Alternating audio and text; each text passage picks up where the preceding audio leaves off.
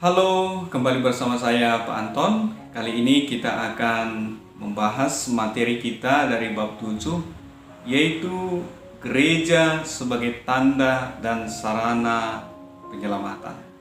Materi ini akan kita tuntaskan dengan dua subtema. Subtema yang pertama yaitu tanda dan sarana penyelamatan dalam hidup manusia. Dan subtema yang kedua, gereja sebagai tanda dan sarana penyelamatan manusia.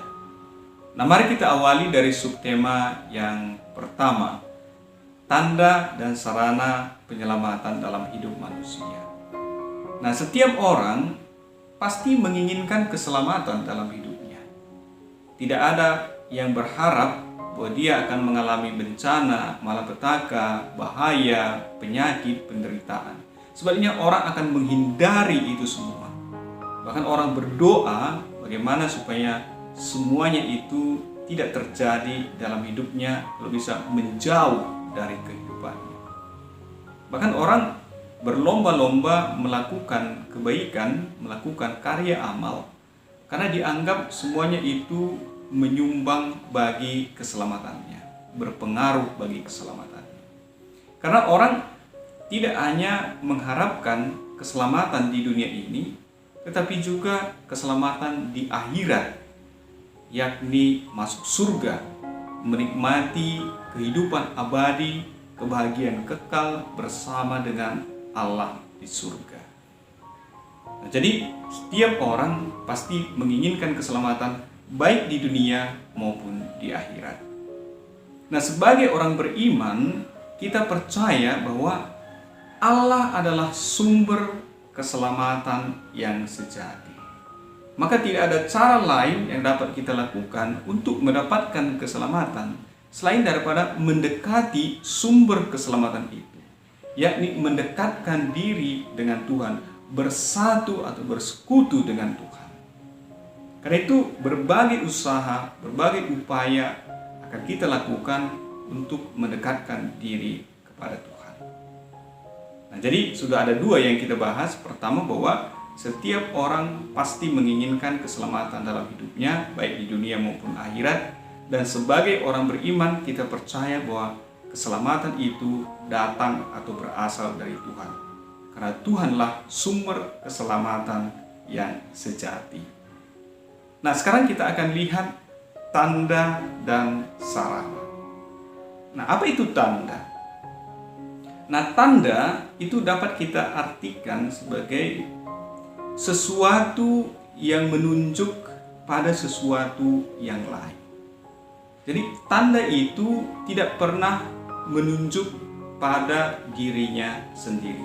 Dia selalu menunjuk pada sesuatu yang di luar dirinya, yang bukan dirinya, yang berbeda dari dirinya, sesuatu yang lain. Jadi sekali lagi, tanda itu adalah sesuatu yang menunjuk pada sesuatu yang lain. Contohnya misalnya asap. Ya. Kalau kalian lihat asap, maka kita akan berpikir tentang api. Karena begitu asap mengepung, maka yang di bawahnya kita pikirkan pasti ada api, ada kebakaran. Jadi asap itu menunjuk pada api. Jadi asap tidak menunjuk pada dirinya, tetapi menunjuk pada sesuatu yang berbeda dari dirinya, yang bukan dirinya, yakni api. Nah, kemudian bendera. Bendera itu menunjuk pada negara.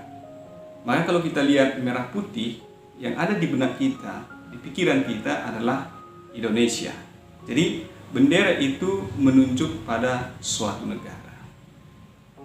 Nah, jadi itulah tanda. Tanda itu menunjuk pada sesuatu yang lain. Nah, dalam kehidupan sehari-hari, tanda ini sangat berperan penting dalam kehidupan kita. Tanda itu bisa mengungkapkan lebih luas dan lebih dalam dari sesuatu yang ingin kita ungkapkan. Orang mengungkapkan perasaan bisa lewat kata-kata, tetapi lebih dalam lagi kalau diungkapkan lewat tanda. Ya. Begitu juga dengan di jalan misalnya, kita ketemu dengan banyak tanda. Ada yang tanda dilarang parkir, ada yang dilarang belok ke kiri, belok ke kanan. Tapi yang familiar adalah ada lampu hijau, lampu kuning, dan lampu merah. Nah, ketika kita melihat lampu merah, kita sudah tahu bahwa itu tandanya saya berhenti. Ya, saya tidak boleh jalan. Itu giliran orang lain. Nah, begitu juga sebagai pelajar, dalam matematika misalnya ada tanda tambah, tanda kurang, tanda bagi, tanda kali. Semuanya itu punya makna dan arti tersendiri. Jadi hidup kita ini penuh dengan tanda. Nah, sekarang kita lihat tentang sarana. Nah, apa itu sarana? Nah, kalau kita kaitkan dengan sarana transportasi, maka dia akan menghantar kita dari satu tempat ke tempat yang lain. Mengantar kita dari satu tempat ke tempat tujuan kita. Maka kalau dikatakan sarana keselamatan, maka dia menghantar kita pada keselamatan, membawa kita kepada Allah, sang sumber keselamatan itu sendiri. Jadi tanda dan sarana keselamatan itu dalam kehidupan kita ada banyak. Ya, mulai dari udara yang bersih, kemudian panorama yang indah, cuaca yang baik, itu semua bisa menjadi tanda dan sarana penyelamatan bagi kita. Kita masih menghirup udara yang bersih. Kemudian ada kebutuhan-kebutuhan kita yang tersedia secara lengkap dan memadai, sehingga kita tidak berkekurangan untuk mendapatkan kebutuhan kita. Itu juga bisa menjadi tanda dan sarana penyelamatan bagi kita, bahwa kita hidup tanpa berkekurangan. Bahkan orang beriman melihat itu, bahwa Tuhan mencukupkan kehidupannya, mencukupkan kebutuhannya.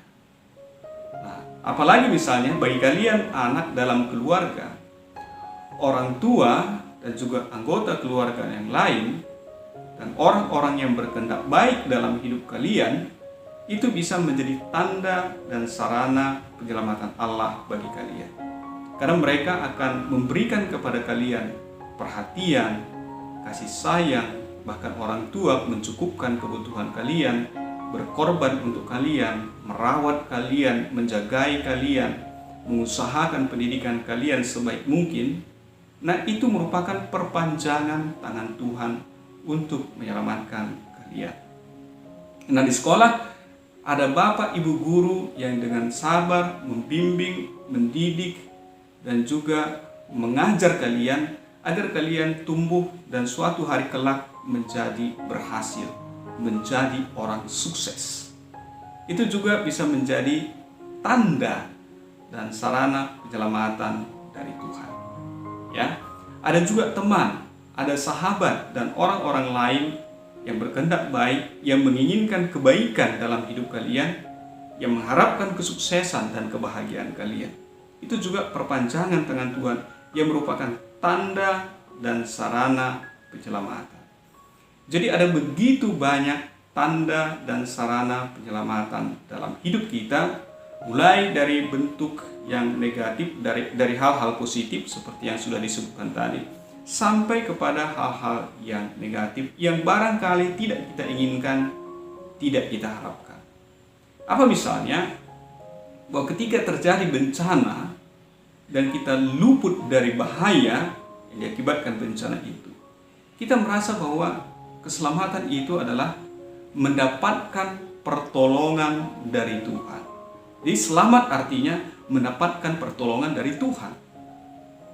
Nah, kita lihat peristiwa Petrus yang berjalan di atas air, kemudian dia hendak tenggelam dan dia meminta pertolongan dari Tuhan. Tuhan, tolonglah aku, dan Yesus menolong dia.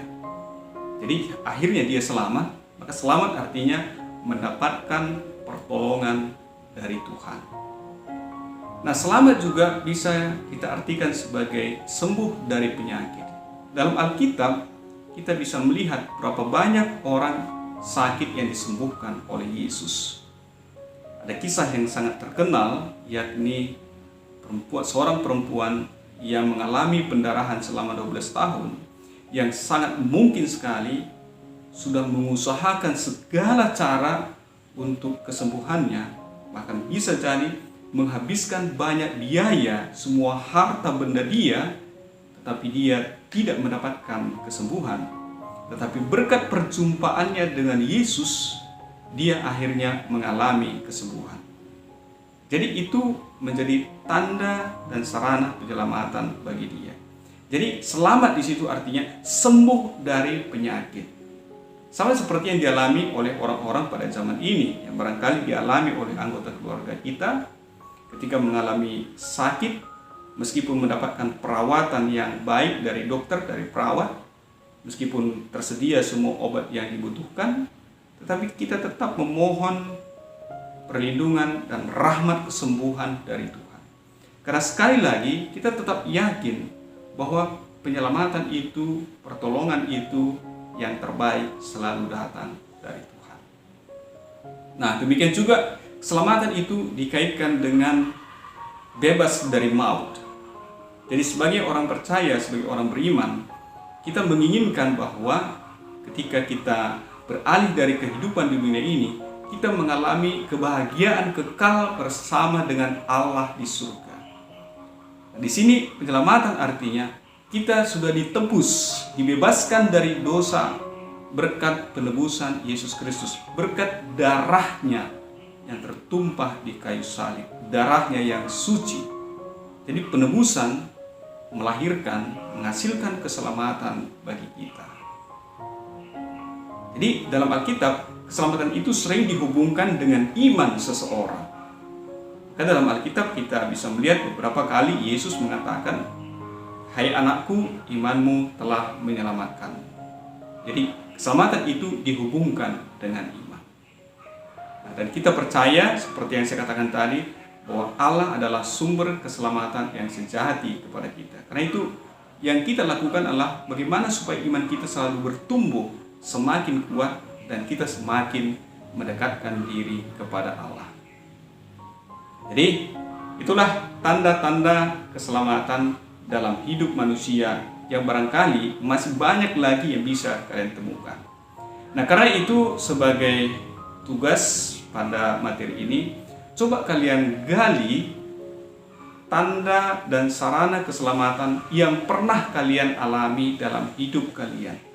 Entah itu berupa hal-hal yang positif yang kalian harapkan, berupa kesuksesan, kebahagiaan, prestasi, kegembiraan, bahkan mungkin juga sampai kepada hal-hal yang negatif yang barangkali tidak diharapkan, yang tidak diinginkan, tapi di sana Allah hadir untuk menolong, menyelamatkan, menguatkan, dan menopang hidup kita.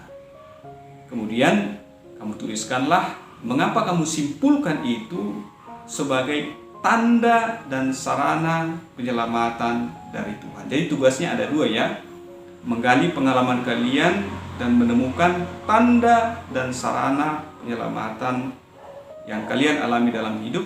Kemudian mengapa kalian simpulkan itu sebagai tanda dan sarana penyelamatan dari Tuhan. Sekian dan selamat mengerjakan. Tetap semangat untuk anak didik kami.